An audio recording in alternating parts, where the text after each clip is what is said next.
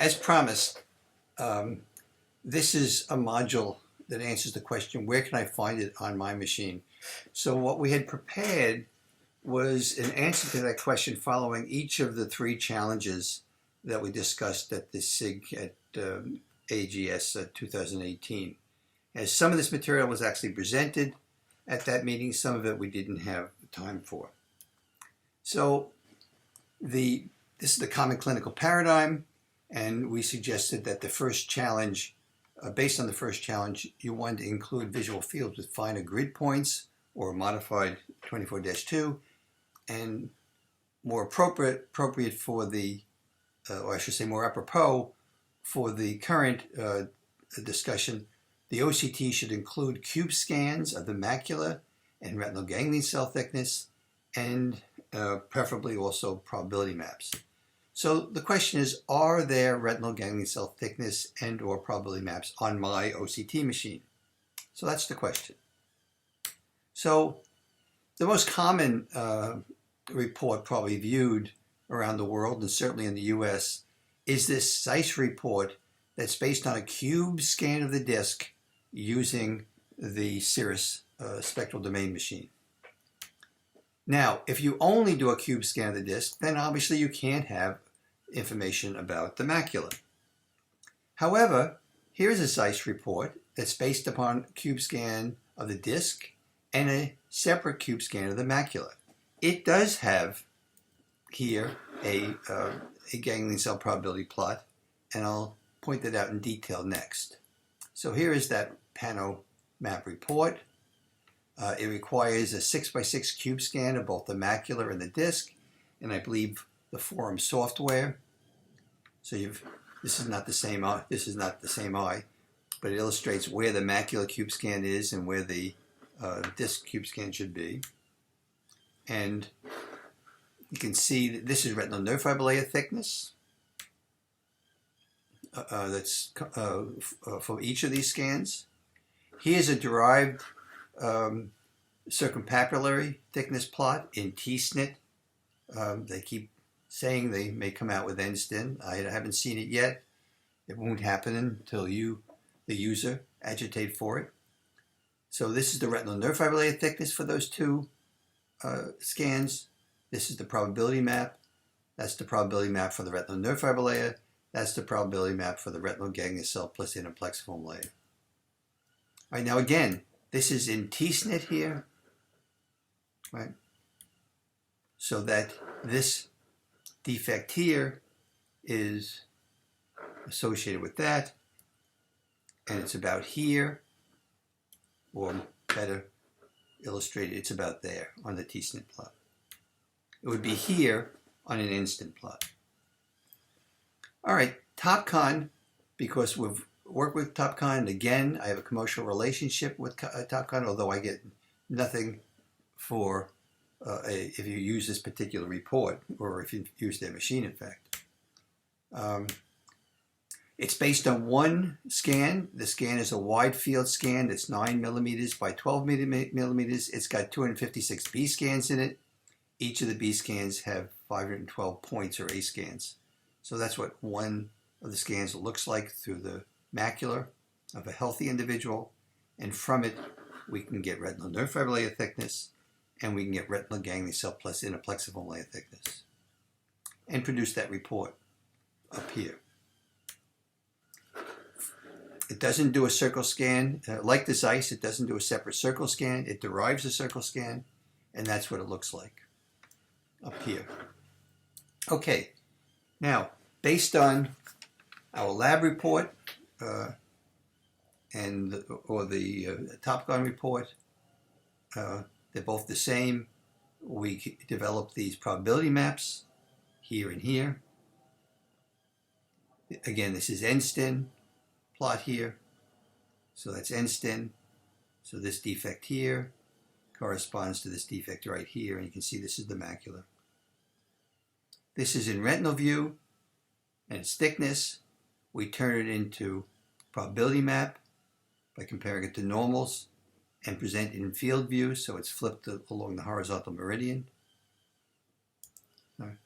And so we've got two images here Retinal nerve fiber layer probability, ganglion cell probability. Dark red is highly significant, 0.1%. Red would be 1%. It's a continuous probability plot. Big points here at 24-2, little points at 10-2. We've been working with Heidelberg. They're also producing a report that has some of these features. So again, financial disclosure. This is a retinal nerve fiber layer thickness. This is retinal ganglion cell thickness. This is an end-stin plot. And you can see the defect in this particular case. There it is on the ganglion cell plot. There it is on the image. This is actually a high-resolution image, a circle scan that's separate. If you don't have access to this new report yet, because it probably isn't going to be available for another 6 to 10 months or so, you can actually produce this as long as you're using the glaucoma module. You can get ganglion cell thickness plot from the cube scan, and you can get this report from the circle scan, although it's in T-SNIT. So this is equivalent to this. It's just T-SNIT rather than end-stin. OptiView, similar to Zeiss in the sense that it's available, but you need to scan a cube scan of the disc and a cube scan of the macula. I should say it's not a big deal to get to do 2 scans rather than 1 scan. Retinal ganglion cell thickness, probability map. Okay, so that was at the end of the first challenge. At the end of the second challenge, we raised the same question. But first, let's review what we're suggesting based on the second challenge. We're suggesting that you want to use both pattern deviation and total deviation plots, but more to the point for this module, you want to compare abnormal regions on ganglion cell and retinal nerve fiber maps to abnormal points on the 24-2 and 10-2. So again, how can I compare my OCT in visual field abnormal regions on my instrument? TopCon report, again, because we designed it, it's clear. It's clear. There's a clear technique for this. So here are the visual field points. Again, big points at 24-2, little points at 10-2. Same thing here, 24-2, 10-2, right? And as I illustrated in my general lecture from AGS, you can now circle these abnormal regions. Zeiss Panomap, they don't have the field points on here. They should. It wouldn't be hard to do. They have the coordinates from us, and it's actually in some older version that's available outside the States. But you could actually put the points on top of this. You could even switch this to field view if you wanted to, although it's not necessary. You could superimpose the 10-2 and 24-2 points. We can tell you how to do that, right? Now let's look at the visual field. Well, you look at the visual field of this patient. Because of the cataracts, the pattern deviation in this case is a better indication, so that's the abnormal point. There's something here, probably just an artifact, but I just circled it to be consistent, but there's no structural correlate. Here's the 10-2. We can circle that, and you can see the beautiful agreement. Heidelberg, again, because we've been working with them, the 24-2 and 10-2 points are going to be superimposed. Until they do, you can superimpose them yourself. Now, this is an interesting case study that illustrates the power of this approach. This is a patient that was sent to us by a very talented and smart neuro-ophthalmologist in Connecticut. And usually when we get a patient of his in the lab, we know it's going to be hard to diagnose because he's already figured out all the easier ones. In this particular case, he wanted to know what was going on with this. He thought it was due to an acute macular neuroretinopathy, but when he got the spectralis OCT, he thought it was negative. So the question is, what's going on with that? Well, here's the field that he read as, the OCT that he read as normal, because he was influenced by the common clinical paradigm. So this is normal.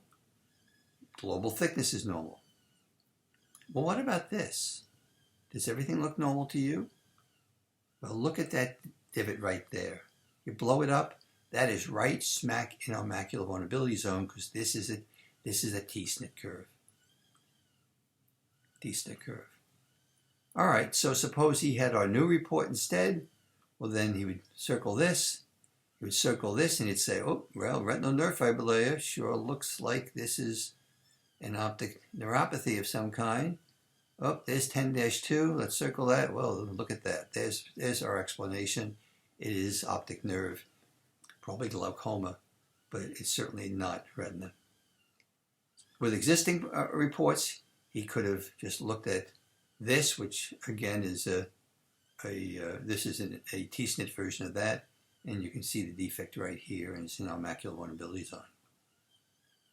That was challenge 2. After challenge 3, the question is, where can we find images to inspect on our machines? Now this is more difficult because, first of all, let's try do Zeiss.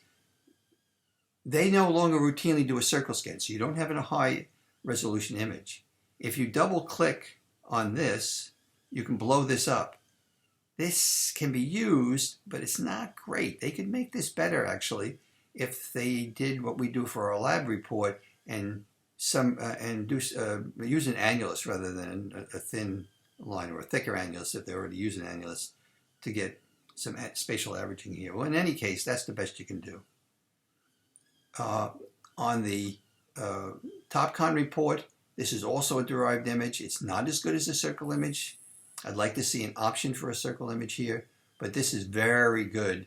And one of the reasons it's good is because this scan has excellent resolution, 256 line scans, 512A scans, and because, again, we're using an annulus to average. Here, of course, you get a beautiful picture because this is a highly averaged circle scan. There it is. Again, this is the answer for the OptiView is the same as the Zeiss. First of all, it's too small to see, but if you blow it up, it's not great because, again, it's a derived circle scan, and on top of that, they probably don't do a lot of spatial averaging.